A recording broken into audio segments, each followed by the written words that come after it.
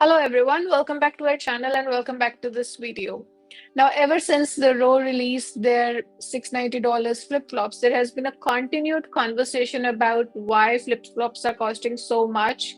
And this conversation has now moved on to okay, luxury brands charge these price points for flip-flops, but there are always alternatives, especially from Brazil, which are always popular.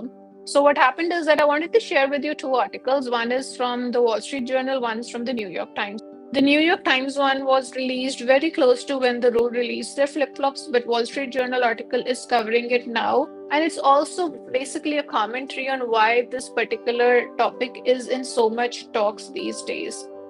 Now, the thing is that whenever something becomes that popular, for example, you might remember when the Jacquemus bag became so popular, it was like you can't really fit anything into this bag, so still it is very popular. Similarly, at this point of time, people are saying that these flip flops are really no different from the available cheaper popular options. But still, why is it that the Row flip flops are flying off the shelves and there is a wait list for the same?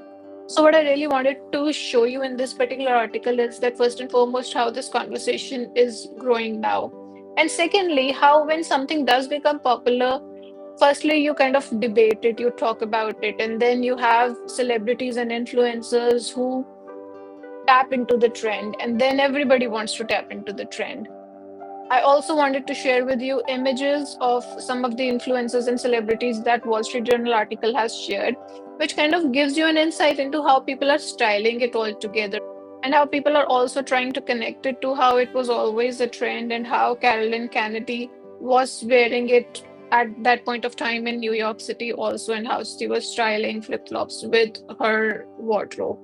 So I will not delve too much time into this, but I wanted to show you how people are styling it. So first and foremost, you can see here you have a couple of celebrities who are styling it in terms of wearing it with your whole outfit, like your trench coats and your relaxed trousers, your blazer and your relaxed trousers, and then your summer dress. And this is again the focus on the rose flip-flop.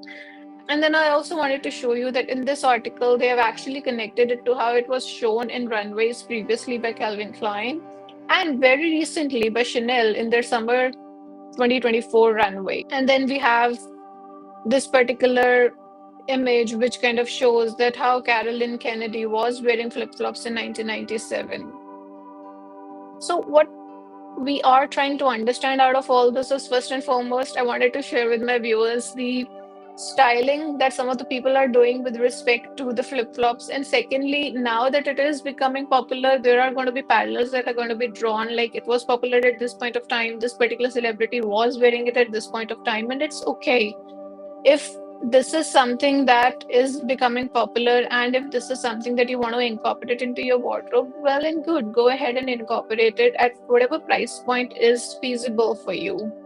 I also wanted to show you that when these flip-flops were just released, at that point of time, New York Times did do an article on this, and it was about how there was a debate on the Rose latest rubber sandals because the essential thing is that with Row, the aesthetics are always good. You'll have colors, you'll have style which kind of makes you want to buy that. Not that it is always going to be supported by quality, though Row is definitely known for its quality also.